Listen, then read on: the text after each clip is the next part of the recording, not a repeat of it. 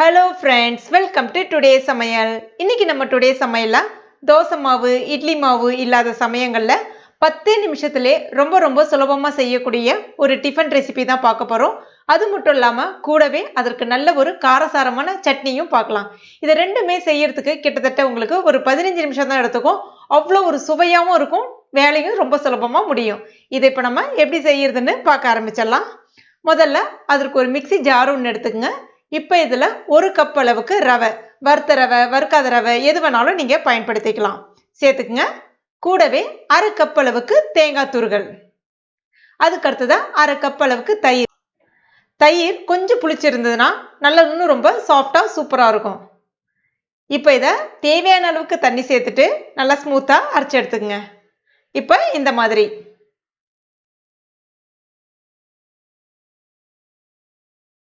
இப்போ இதை ஒரு மிக்சிங் பவுலில் சேர்த்துங்க. அந்த மிக்சியில் மாவு இருக்கும் இல்லையா, அதில் கொஞ்சமாக தண்ணி சேர்த்துட்டு அதையும் இது கூட சேர்த்துக்குங்க. நிறைய தண்ணி சேர்த்துறாதீங்க. இப்போ இதற்கு தேவையான அளவுக்கு உப்பு சேர்த்துக்குங்க. கூடவே 1/4 ஸ்பூன் அளவுக்கு பேக்கிங் சோடா, அதாவது சமையல் சோடான்னு சொல்லுவாங்க, இல்லைன்னா ஆப்ப சோடான்னு சொல்லுவாங்க, சேர்த்துக்குங்க. அது சேர்க்கறதுனால தோசை நல்லா சாஃப்டாக இருக்கும். நடுவில் அங்கங்கே அந்த குட்டி குட்டியாக முட்டை மாதிரி இருக்கும், நல்லாயிருக்கும். இப்போ இது அப்படியே இருக்கட்டும். அதுக்குள்ளே நம்ம இதுக்கு ஒரு சட்னி ரெடி பண்ணிக்கலாம். அதற்கு முதல்ல ஒரு கடாயில் 2 ஸ்பூன் அளவுக்கு எண்ணெய் சேர்த்துக்குங்க. எண்ணெய் காஞ்ச பிறகு ஒரு மீடியம் சைஸ் பெரிய வெங்காயம் நீல வாக்கில் கட் பண்ணி எடுத்துருக்கா சேர்த்துக்குங்க. கூடவே ஒரு 3 பச்சை மிளகாய். இப்போ வெங்காயம் கொஞ்சம் சிவந்து வந்தால் போதும். கிட்டத்தட்ட அந்த கண்ணாடி பாதம்னு சொல்லுவாங்க இல்லையா, அந்த மாதிரி. இப்போ இந்த மாதிரி. இப்போ இதை அப்படியே ஆற வச்சுக்கோங்க. ஆற வச்ச வெங்காயம் பச்சை மிளகாவை மிக்ஸி ஜாரில் சேர்த்துக்குங்க. இப்போ இதில் 3/4 கப் அளவுக்கு தேங்காய் துருகல் சேர்த்துக்குங்க. கூடவே 2 கொட்டைப்பாக்கு அளவுக்கு புளி. அடுத்ததா 1 டீஸ்பூன் அளவுக்கு மிளகாய் பொடி, தனி மிளகாய் பொடி சேர்க்குறேன்.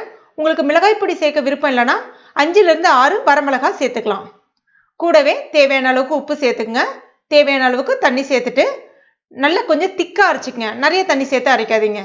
இப்போ பார்த்தீங்கன்னா இந்த மாதிரி இருக்கும். கொஞ்சம் கொரகொரப்பாக தான் இருக்கும், ஆனால் சுவை ரொம்பவே அற்புதமாக இருக்கும். இதை நம்ம தாளிக்க தேவையில்லை, அவ்வளோ ஒரு டேஸ்டாக இருக்கும். இதை இப்போ நம்ம வேற ஒரு பவுலுக்கு சேர்த்துக்கலாம். அடுத்ததா தோசையை ஊற்றிடலாம். கல் நல்லா சூடாக இருக்குது. கொஞ்சமாக எண்ணெய் தடவிக்குங்க. இப்போ ஸ்டவ்வை கம்ப்ளீட்டாக சிம்மில் வச்சுருங்க. ஒரே ஒரு கரண்டி மாவு மட்டும் சேர்த்துக்குங்க. ஊத்தாப்பம் ஊற்றுவோம் இல்லையா, கொஞ்சம் திக்கா அந்த மாதிரி ஊற்றிக்குங்க.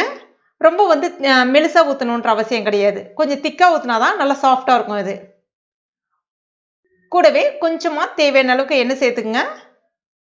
ஸ்டவ் இப்போ மீடியம் ஃப்ளேமில் வச்சுக்கோங்க. ஜஸ்ட் உங்களுக்கு ஒரு 2 நிமிஷத்துல நல்ல மேலே இந்த மாதிரி முட்டை முட்டையாக வர ஆரம்பிக்கும்.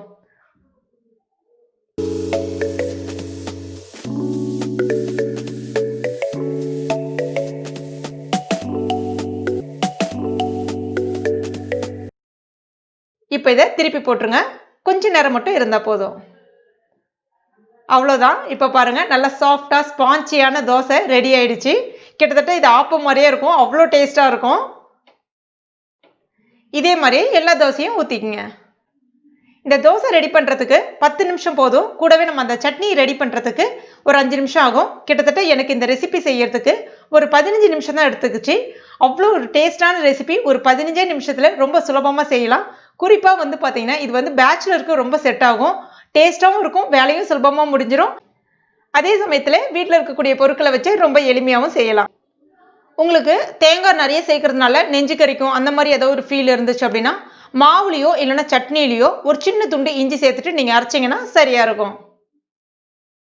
நீங்களும் உங்கள் வீட்டில் கட்டாயம் ட்ரை பண்ணி பாருங்கள். ட்ரை பண்ணிவிட்டு மறக்காமல் எனக்கு கமெண்ட் பண்ணுங்கள். இந்த வீடியோ உங்களுக்கு பிடிச்சிருக்கும் நம்புறேன். பிடிச்சிருந்தா லைக் பண்ணுங்கள். உங்கள் நண்பர்கள் மற்றும் ஃபேமிலி மெம்பர்ஸ் கூட மறக்காமல் ஷேர் பண்ணிங்க. மேலும் இது போன்ற டேஸ்டி ரெசிபிகளுக்கு நம்ம டுடே சமையல் இது வரைக்கும் நீங்கள் சப்ஸ்கிரைப் பண்ணாத நண்பர்கள் இருந்தீங்கன்னா உடனே சப்ஸ்கிரைப் பண்ணிங்க. கூடவே மறக்காமல் அந்த பெல் நோட்டிஃபிகேஷன் சிம்பிளை ப்ரெஸ் பண்ணிங்க. தேங்க்யூ.